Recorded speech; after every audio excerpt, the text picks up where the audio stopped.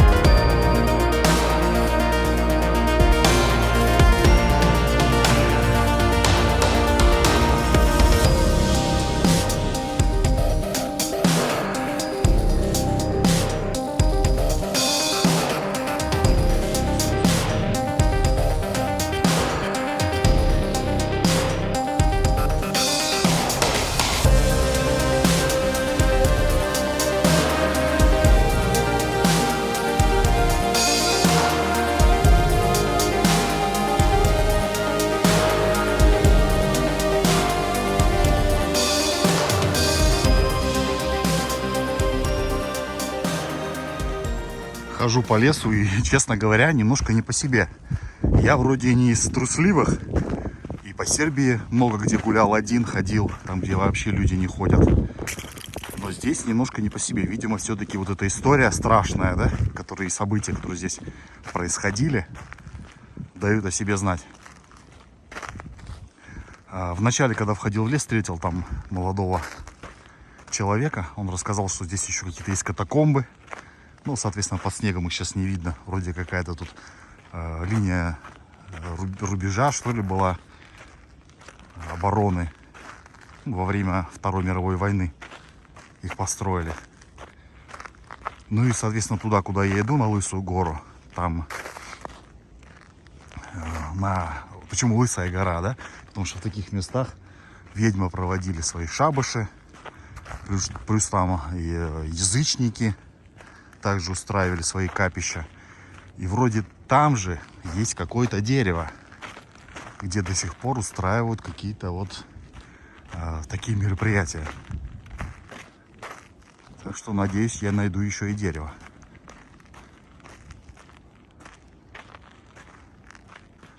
Вот первый человек, которого я встретил с огромной собакой. Здравствуйте.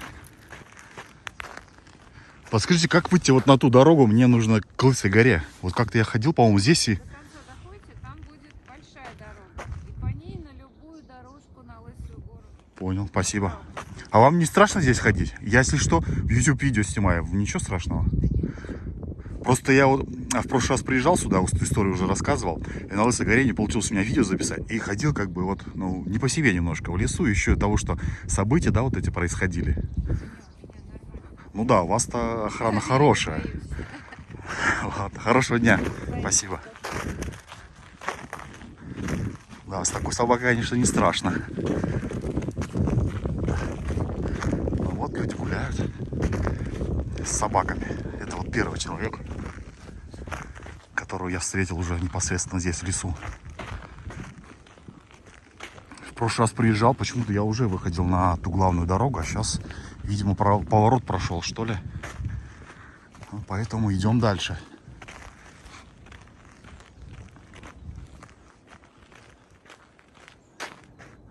Такие овраги.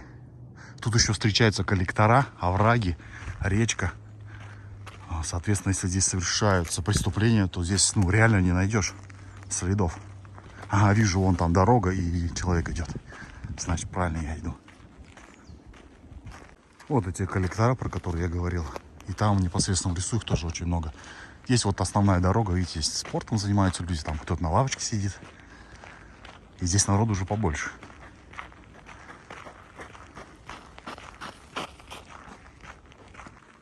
Дошел, ребят, до Лысой горы. Вижу уже вон ладья. Сейчас поближе подойду, покажу вам. Давайте про Лысую гору. Само название Лысая гора имеет фольклорное название. Так называли особые сверхъестественные места. Язычники здесь устраивали свои ритуалы, а ведьмы шабаши.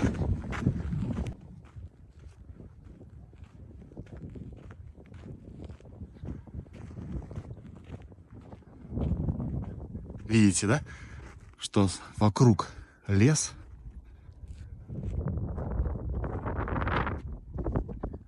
А вот именно на этом месте как такового леса нет. Поэтому называется Лысая, лисья. Она на возвышенности. Ну и вот на этом месте находится капище. Тут же установлены идолы языческих богов. Вон там дальше столб. Качели.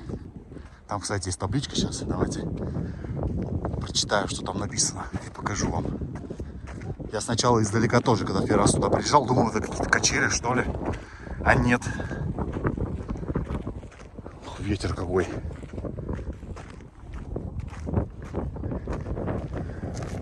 Даже кто-то цветы, видите, возлагает сюда. Так, вот что у нас написано. Здесь сути вечные славян в последний отправляют путь. То не качели, а ладья. Об этом, путник, не забудь. Глаза, рот, зубы. Такие столбы деревянные.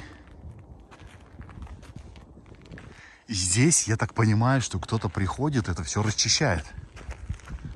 Потому что там вот камни, они открытые. Если бы их не чистить, а вот смотрите тоже, видите, камни. И чем-то посыпают. Что это такое, пшено или что, непонятно. А вот эти деревянные столбы, их 4. То есть они смотрят вот раз, два, три, 4. Смотрят север, юг, запад, восток. На 4 стороны света получается. Здесь тоже камень. По-моему, так, давайте вот этот большой покажу. Сейчас с левой стороны. Там видно, что ну, что-то жгут. Ага, смотрите, кто-то блинчики положил. Пришел, положил блинчики. Вот бы встретить, конечно, здесь бы этих людей и спросить, чем они тут занимаются и для чего.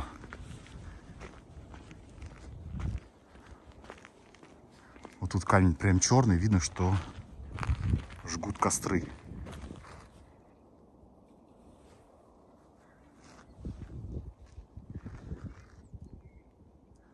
И пойдемте сюда к самому главному столбу, идолу.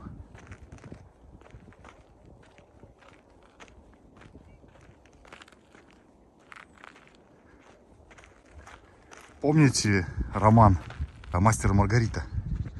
В этом романе Михаил Булгаков как бы нам косвенно намекает о том, что в таких местах собирались ведьмы. Когда в романе Маргарита перед балом у сатаны летала на ведьминский шабаш, так вот она летала на одну из таких гор. А вот это же капище построили в 2000-х годах. Ну и вот, когда я снимал вот этого деревянного истукана, идола, здесь у меня как раз таки и возникли неполадки со звуком. Надеюсь, сейчас все будет нормально.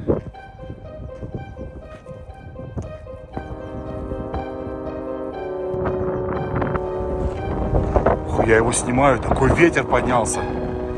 Жесть. До этого не было ветра. Надеюсь, не из-за меня. Ну вот она, самая лысая гора, видите. Я на самой ее верхушке.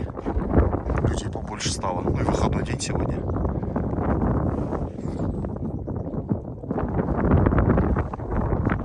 Ну и здесь где-то дерево, сказали. Еще дерево, где там тоже собираются язычники, наверное. Сергей Дмитриевич занимается спортом. Я его остановил, чтобы мне рассказал немножко об этом месте. Ну, лет 15 тому назад здесь крепкие мужики, может побольше, может 20 лет тому назад, крепкие мужики такие собрались с палатками, поставили здесь в Мордовии капище. Поставили вот на месте того камня. Вот этот большой, да, камень где? Да, Ага. большого камня. 3 или 4 бревна, на которых вырезали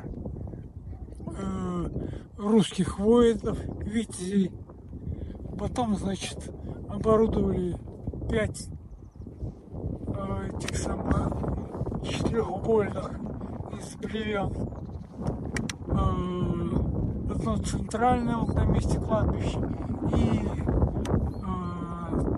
4, значит, по сторонам света. Ворота, да, наверное. Поставили там вот этих вот самых внутри этих четырехугольных мест поклонения. Поставили там камни, потом 4 волчьих статуи, волчьи головы покопали. Потом здесь вот поближе поставили ворота. В воскресенье довольно большие толпы. Вот и шнур народу было здесь. Где-то человек по 20-30. Потом разделение у них произошло. И стали часть собираться по воскресеньям, часть по субботам. Потом стали, так сказать, жечь их, так сказать, места поклонения. Сожгли сначала вот эти вот самые 3-4 статуи воинов. А жечь кто-то другие сожгли, в смысле? Да это, судя по всему, какие-то религиозные фанатики уже православные. Понятно. Вот потом потихоньку стало захеревать у них это все дело. 4 или 3 статуи здесь уже уничтожили, вместо них камни положили. История от местного жителя. Вот это дерево как раз таки есть, на которое вешали ленточки. Вот такая история. Ну а теперь, ребят, перемещаемся в Коробковский сад. В 1860 году на месте сада был построен кирпичный завод, а глину для производства брали тут же. Спустя 20 лет это место приобретает купец Коробков. Карьера засыпает, строит дом, и тут разбивает вот этот сад.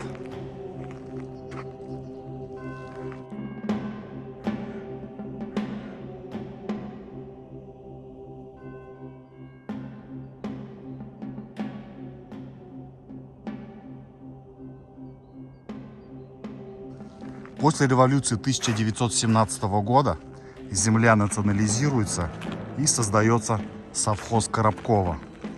В конце 1920 года на территории сада трудятся заключенные Кожуховского концлагеря. Сейчас, кстати, на месте Кожуховского концлагеря жилая застройка, а рядом станция Кожухова. Всего же на территории Москвы было 9 концлагерей. А уже в 30-х годах в ходе сталинских репрессий Коробковский сад стал одним из мест массовых казней и захоронений.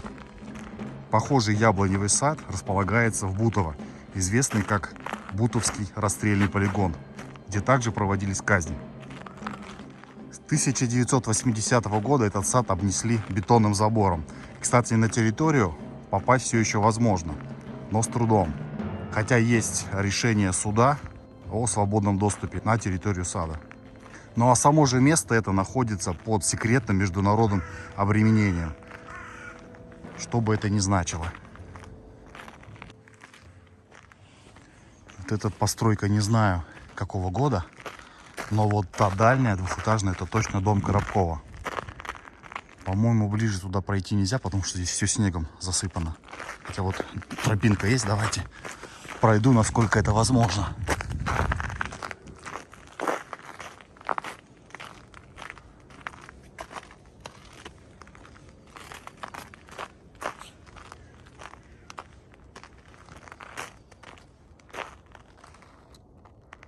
Вот что осталось от усадьбы.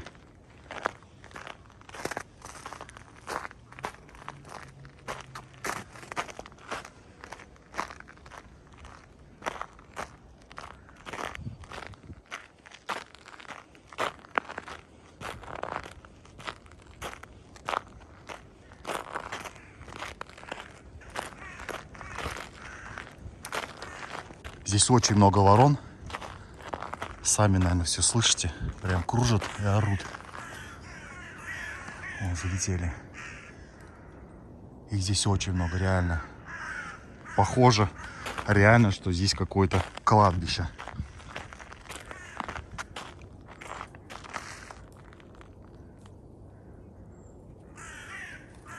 Вот такой домик был раньше здесь. Это уже современная постройка. И сам забор, видите, вот он тянется.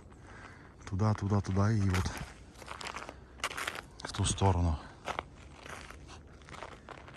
Предполагаю, что вот это один из прудов. Потому что как бы он в низине. И второй, наверное, где-то вот в той стороне. Когда этот участок приобретает сам Коробков, здесь бежали ручьи. Эти ручьи он направляет как бы в одно место. И тем самым образовались пруды. Да, вот это уже точно пруд, потому что вижу, вон там труба такая, и она перетекает, как бы, ну, должна перетекать на ту сторону, к тому пруду, ко второму. Здесь небольшая беседка.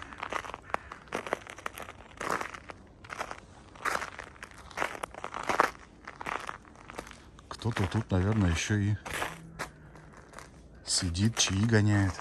А вообще находил информацию, что людей здесь прям расстреливали, и сразу же здесь их сбрасывали в эти карьеры, в которых раньше добывали глину для производства кирпича.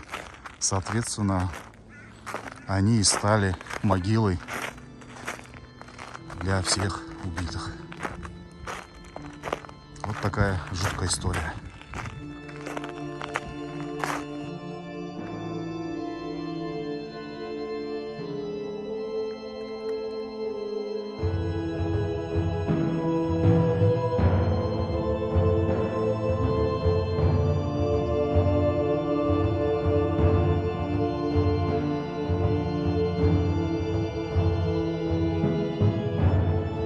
Солнце уже садится, время заката. Здесь столько воронья и ощущение такое, что ты реально как будто бы на кладбище ходишь. Еще такое умиротворение.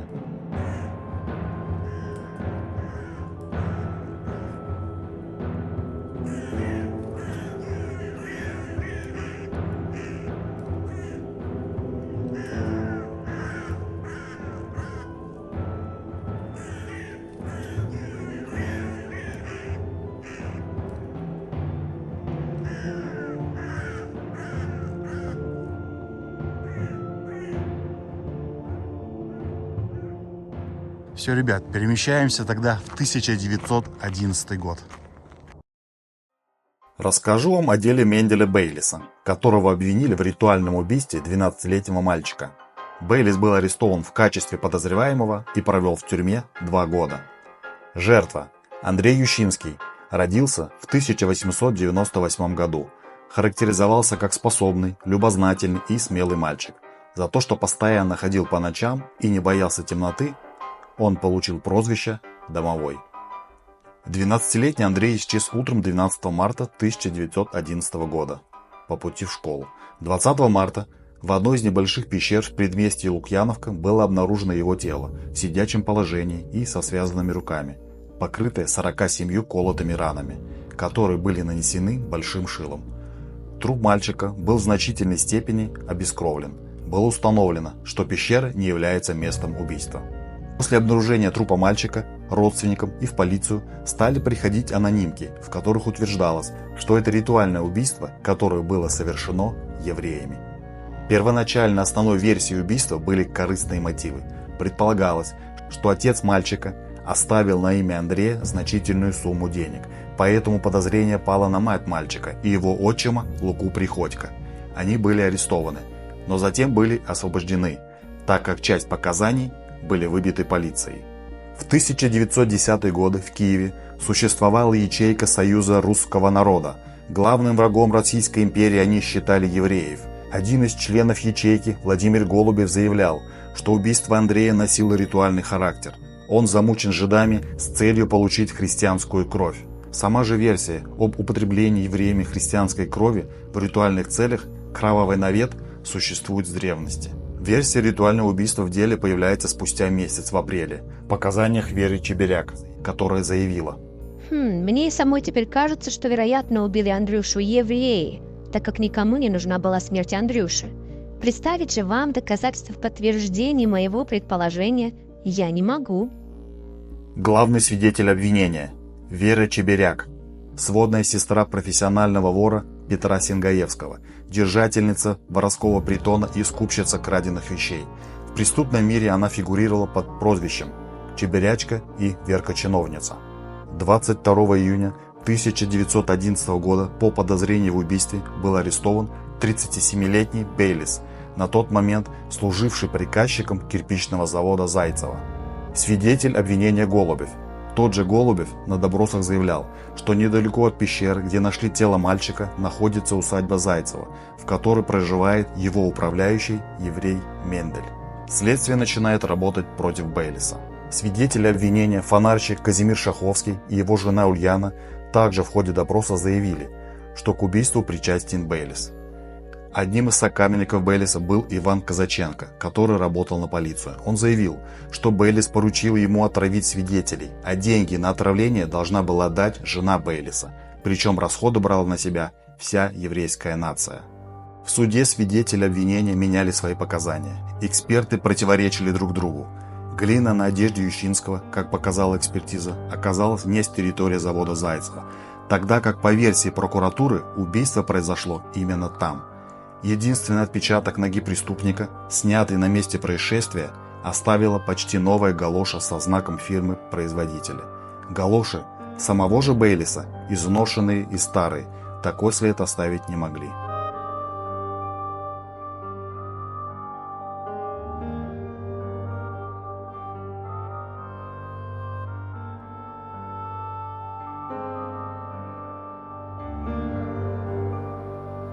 Власти занимались отбором присяжных заседателей в расчете на обвинительный приговор.